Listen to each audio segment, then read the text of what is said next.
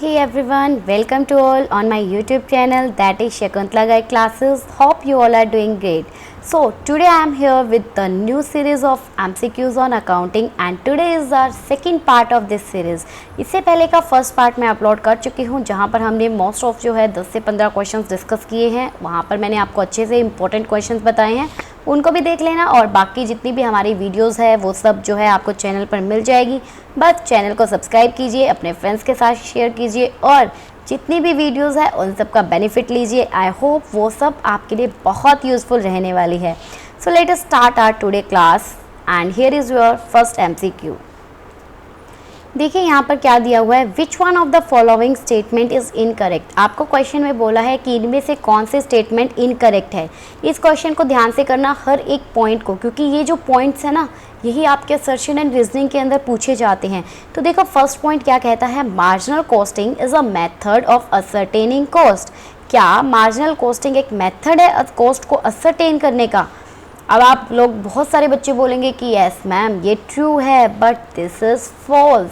क्यों है अभी बताती हूँ, पहले बाकी के पॉइंट्स देखिए। नेक्स्ट क्या कहता है, marginal costing technique is used by the management for decision making. Marginal costing जो है वो एक टेक्निक है जो कि यूज़ की जाती है मैनेजमेंट के द्वारा डिसीजन लेने के लिए। Yes it's true, marginal costing जो है उसको हम एक मैनेजमेंट यूज़ करती है ताकि वो क्या कर सके, डिसीजन ले सके रिगार्डिंग कॉस्ट। फिर आती है marginal costing cost are classified into variable and fixed cost. Marginal costing के अंदर कॉस्ट को क्लासिफाई किया जाता है वेरिएबल कॉस्ट के अंदर और फिक्स्ड कॉस्ट के अंदर। ये बात बिल्कुल सही है आपकी कि यस मार्जिनल कॉस्टिंग के अंदर दो तरह की कॉस्ट आती है, वेरिएबल और फिक्स्ड। जबकि वहीं अगर हम एब्जॉर्प्शन कॉस्टिंग की बात करते हैं गाइस, तो एब्जॉर्प्शन कॉस्टिंग के अंदर आपकी दो जो कॉस्ट आती है वो क्या होती है, डायरेक्ट एंड इनडायरेक्ट के अंदर उनको क्लासीफाई किया जाता है। ठीक है, तो ये बात आपकी सही है। नेक्स्ट कहता है sales above break even point indicate profit. अगर ब्रेक इवन पॉइंट से ऊपर अगर आप सेल करते हो तो क्या वो प्रॉफिट को इंडिकेट करती है। जैसे कि आपको कहाँ पर करके दिखाऊं, नेक्स्ट दिखाते हैं। यहाँ देखिए ये है आपकी, ठीक है, ब्रेक इवन पॉइंट कैसे बनता है बताइए। यही होता है हमारा break even point, that point is known as break even point. तो इससे ऊपर जो ये क्या है, ये पॉइंट आपका क्या शो करता है, ये आपका प्रॉफिट शो करता है। तो ये बात आपकी बिल्कुल सही है। ठीक है, अब आपका जो इसका करेक्ट आंसर क्या हो जाएगा, ये हो जाएगा ऑप्शन नंबर ए, क्योंकि ऑप्शन नंबर ए जो है वो क्या कहता है कि ये स्टेटमेंट गलत है। क्यों गलत है, because marginal costing is not a method, it is a technique. अब आप बोलोगे मैम टेक्निक और मेथड क्या अलग अलग होते हैं? यस बिल्कुल, मेथड्स और टेक्निक अलग अलग है। मार्जिनल कॉस्टिंग की जस्ट एक हेल्प ली जाती है, किस लिए, ताकि एक मैनेजमेंट जो है वो डिसीज़न लेने में जो है इसकी मदद से डिसीज़न लेने में उसको हेल्प मिलती है। कॉस्ट को असरटेन ये नहीं करता, ये एक मेथड नहीं है। मेथड में तो हमारे क्या आते हैं, मेथड के अंदर हमारे स्पेसिफिक ऑर्डर कॉस्टिंग मेथड और ऑपरेशन कॉस्टिंग मेथड, ये दो मेथड्स होते हैं जो कि आपके जो है मेथड्स के अंदर आएंगे। जबकि टेक्निक्स की अगर हम बात करें तो आपकी मार्जिनल कॉस्टिंग, अब्जॉर्प्शन कॉस्टिंग, ये सारी जो है ये सारी आपकी क्या आती है, टेक्निक्स आती है। तो अब समझ में आया कि ये ऑप्शन गलत क्यों है, क्योंकि यहाँ पर marginal costing is not a method, it is a technique for which help the manager to take decision regarding cost. Okay, next question, which one of the following statement is incorrect. इनमें से कौन सी statement आपकी गलत है, incorrect है, वो बताना है। तो देखो सबसे पहले ये सारे क्वेश्चन मोस्ट इंपॉर्टेंट है, हर एक पॉइंट इनका जो है ध्यान से देखना। फर्स्ट कहता है PV ratio, profit volume ratio indicate करता है प्रॉफिटेबिलिटी। ऑब्वियसली इट्स ट्रू, क्योंकि प्रॉफिट वॉल्यूम रेशियो आपकी प्रॉफिटेबिलिटी को ही शो करता है। फिर सेकेंड पॉइंट कहता है sales below break even point means profit. Break even point से नीचे अगर सेल्स कर रहे हो, अभी पीछे आपको बताया ना मैंने, ये अगर आपका यहाँ ब्रेक इवन पॉइंट है, अगर इससे ऊपर जाते हो तो ये आपको प्रॉफिट शो करता है और इससे नीचे आते हो तो ये आपको लॉस शो करता है। तो क्या ब्रेक इवन पॉइंट से नीचे सेल कर रहे हो तो क्या वो प्रॉफिट्स को शो करेगी? गलत, वो क्या करेगी, लॉस को शो करेगी। फिर आपको बोला है margin of safety indicate profit. क्या मार्जिन ऑफ सेफ्टी आपको प्रॉफिट से इंडिकेट करती है? Yes this is true, margin of safety जो है वो क्या करती है, आपके प्रॉफिट को इंडिकेट करती है। और मार्जिन ऑफ सेफ्टी होता क्या है, देखिए जो आपकी टोटल सेल होती है ना, जो आपकी एक्चुअल सेल होती है, एक्चुअल सेल में से जब आप ब्रेक इवन सेल को माइनस कर देते हो तो आपका मार्जिन ऑफ सेफ्टी आता है। इसको मैं यहाँ पर थोड़ा सा आपको दिखाती हूँ, 1 मिनट रुकिए। यहाँ देखो आपका ये बनता है, ठीक है, सपोज आपका ये जो है ये ब्रेक इवन पॉइंट है। अब ये लाइन जो यहाँ जा रही है ना गाइज, ये होती है आपकी एक्चुअल सेल, और इस पॉइंट तक यहाँ तक आपकी क्या आती है, ब्रेक इवन सेल। तो जब आप उस टोटल में से ब्रेक इवन सेल को माइनस कर देते हो तो जो ये आपकी एक्स्ट्रा सेल है that is called your margin of safety. Okay, तो मार्जिन ऑफ सेफ्टी आपको प्रॉफिट का ही बताता है। फिर क्या आता है, contribution margin is equal to sale multiply PV ratio. क्या कंट्रीब्यूशन मार्जिन निकालने का formula sale multiply PV ratio होता है? तो येस, इट्स ट्रू। इसको निकालने का फॉर्मूला क्या होगा, सेल मल्टीप्लाई पीवी रेशियो भी होगा, सेल माइनस वेरिएबल कॉस्ट भी होता है। तो ये फॉर्मूलेज आपको लर्न करने पड़ेंगे। सो इसका करेक्ट आंसर क्या हुआ, option number B, that is sales below break even point indicate loss not a profit. Then आपका नेक्स्ट क्वेश्चन आता है, which of the following are characteristics of budgetary control. आपकी बजटरी कंट्रोल की characteristics क्या है? Budgetary control is also a technique जो कि help करती है मैनेजर की डिसीजन लेने में। तो बजटरी कंट्रोल क्या है, इसकी करेक्टरिस्टिक्स बतानी है आपको। इनमें से बताओ क्या करेक्टरिस्टिक्स होगी, एस्टैब्लिशमेंट, कोऑर्डिनेशन, कॉन्टिन्यूअस कंपैरिजन। क्या कोई भी करेक्टरिस्टिक्स आपको लग रही है बजटरी कंट्रोल की? कोऑर्डिनेशन लाना, कॉन्टिन्यूअस कंपेयर करना, नो, इनमें से कोई भी इसकी करेक्टरिस्टिक्स नहीं है। इसका करेक्ट आंसर होगा आपका नन ऑफ दीज। तो मैम फिर क्या करेक्टरिस्टिक्स होती है बजटरी कंट्रोल की, चलिए देखते हैं। देखो बजटरी कंट्रोल की करेक्टरिस्टिक्स क्या है, ये गोल्स को डिटरमाइन करती है, गोल्स को अटेन करने में हेल्प करती है, प्लान्स को ले आउट करती है। प्लान्स को ले आउट करने का मतलब क्या है कि प्लान्स बताती है, यहाँ पे नाम से आपको पता लग रहा है ना, बजटरी कंट्रोल मतलब जो बजट्स बनाया है उनको कंट्रोल करना। तो उसमें क्या होगी, फिर है मेकिंग कंपैरिजन। मेकिंग कंपैरिजन, अब आप बोलोगे मैम ऑप्शन के अंदर तो कंपैरिजन था, तो अब यहाँ पर क्यों नहीं आया?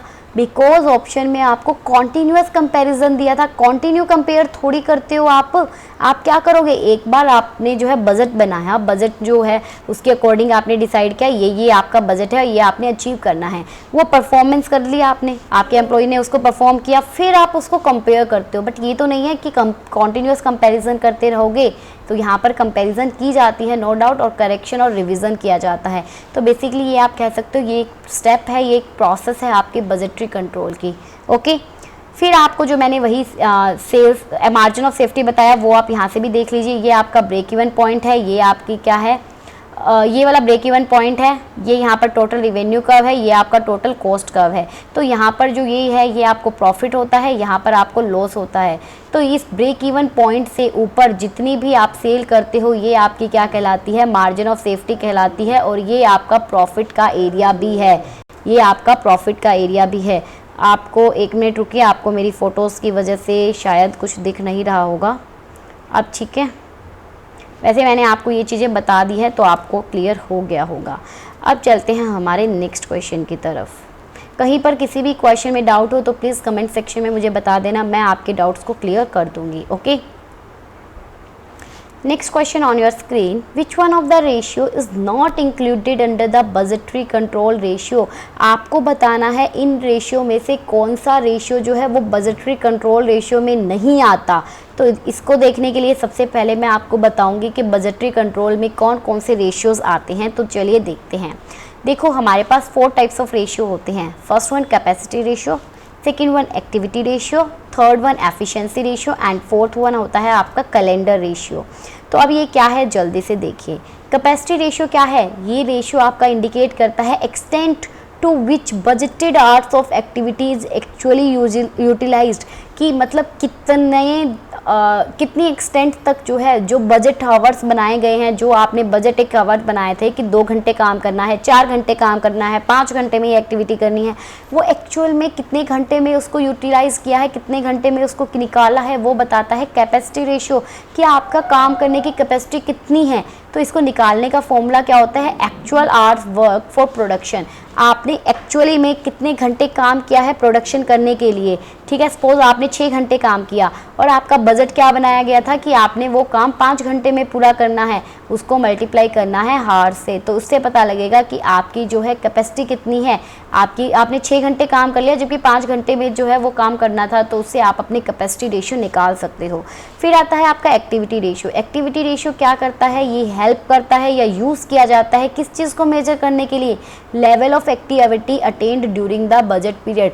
बजट पीरियड के अकॉर्डिंग, बजट पीरियड के दौरान आपने कितनी लेवल ऑफ एक्टिविटी को अटेन किया है, अचीव किया है, ये आपका एक्टिविटी रेशियो बताता है।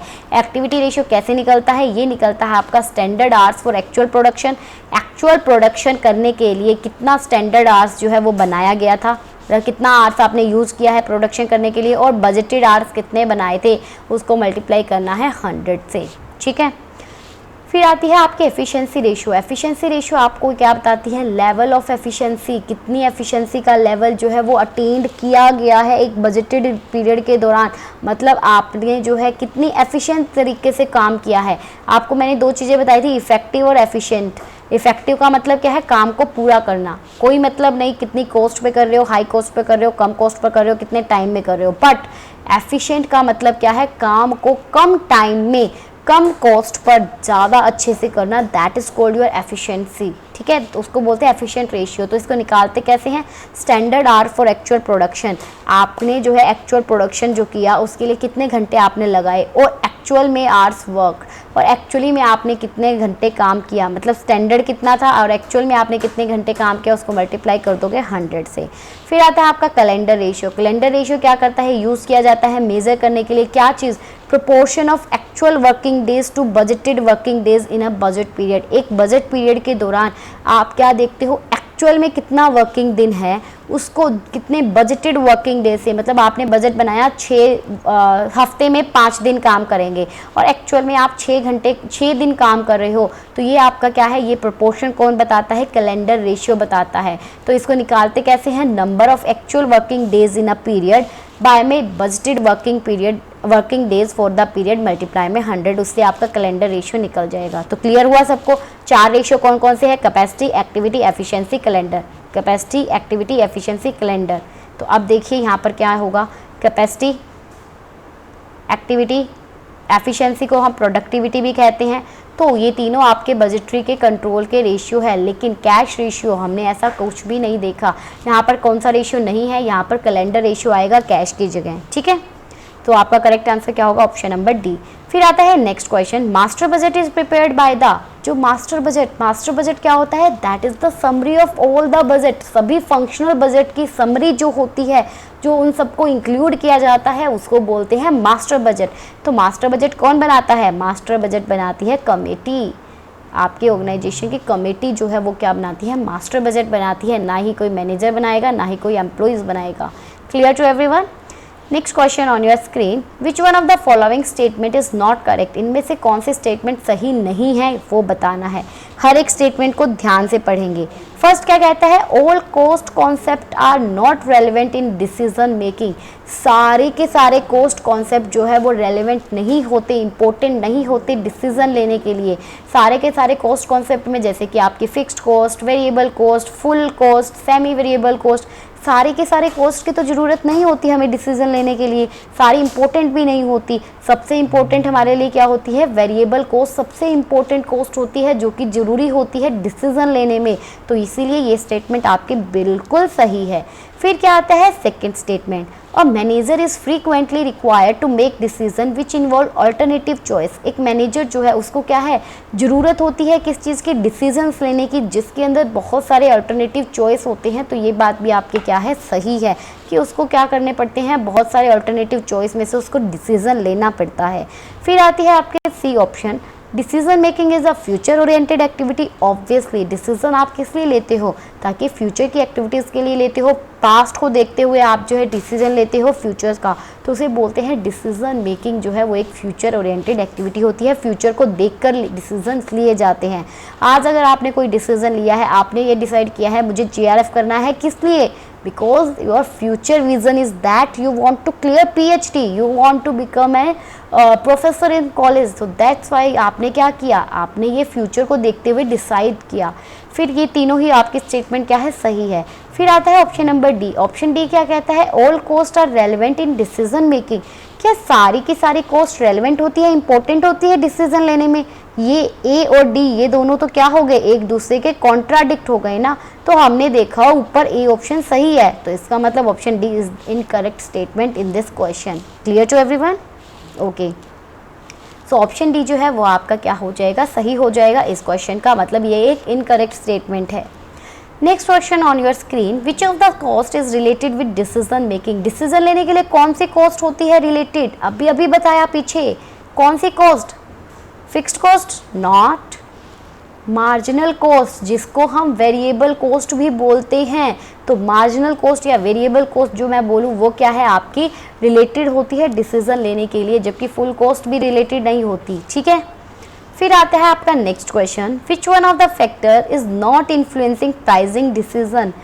प्राइसिंग के जो डिसीजन है, प्राइसिंग के रिगार्डिंग डिसीजन लेना है, तो इनमें से कौन सा फैक्टर आपका इन्फ्लुएंस नहीं डालेगा, प्रभाव नहीं डालेगा, इफेक्ट नहीं डालेगा? तो बताओ, market force, trade customs, management pricing strategy या ऑर्डर्स?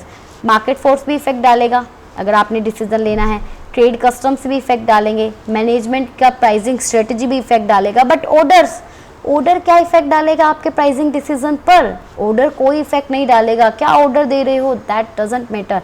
तो इसका करेक्ट आंसर क्या होगा, ऑप्शन नंबर डी जो है वो करेक्ट आंसर होगा। क्लियर? तो बी एंड डी जो है वो आपके करेक्ट आंसर हो जाएंगे। Next question on your screen, net profit will be maximised when contribution is. Net profit जो है उसको मैक्सिमाइज किया जाएगा कब? जब आपका कंट्रीब्यूशन क्या होगा, कंट्रीब्यूशन मैक्सिमाइज्ड होगा। बट आप बोलोगे मैम ये कैसे, तो ध्यान से सुनना, आपको बताती हूँ। देखिए कंट्रीब्यूशन कैसे निकलता है, sale minus variable cost. Sale में से वेरिएबल कॉस्ट माइनस करते हो तो आपका क्या आता है, कंट्रीब्यूशन आता है। ठीक है, तो अगर मान लो सेल है आपकी, सेल आपने की है 20 यूनिट्स की, वेरिएबल कॉस्ट है आपकी 10 की। ठीक है, कंट्रीब्यूशन आपका 10, फिक्स्ड कॉस्ट है आपकी जो कि फिक्स रहेगी, दैट इज योर 5। तो 10 में से फिर आप फिक्स्ड कॉस्ट को माइनस करते हो, 5 को माइनस किया तो आपका क्या आएगा, प्रॉफिट आ जाएगा, दैट इज योर 5। ठीक है, ये आपका प्रॉफिट आ गया। अब सेकंड केस अगर आप लेकर चलो, सेकंड केस मैंने क्या लिया, आपकी सेल जो है यहाँ पर क्या हो गई, आपकी सेल हो गई 30 की, वेरिएबल कॉस्ट 10, तो कितना बचा आपके पास कंट्रीब्यूशन, दैट इज 20, और फिक्स कॉस्ट कितनी है 5, तो आपका प्रॉफिट कितना आया 15। तो अब मुझे बताइए, कंट्रीब्यूशन जैसे ही आपका बढ़ा, 10 से 20 हुआ, तो उससे क्या हुआ, आपका प्रॉफिट इंक्रीज हुआ या नहीं हुआ, हुआ ना 5 से 15। तो यही बात तो आपको क्वेश्चन में बोली हुई है कि नेट प्रॉफिट को मैक्सिमाइज कब किया जाएगा, जब आपका कंट्रीब्यूशन क्या होगा, मैक्सिमम होगा, तब आपका नेट प्रॉफिट भी क्या होगा, मैक्सिमाइज हो जाएगा। Clear to everyone?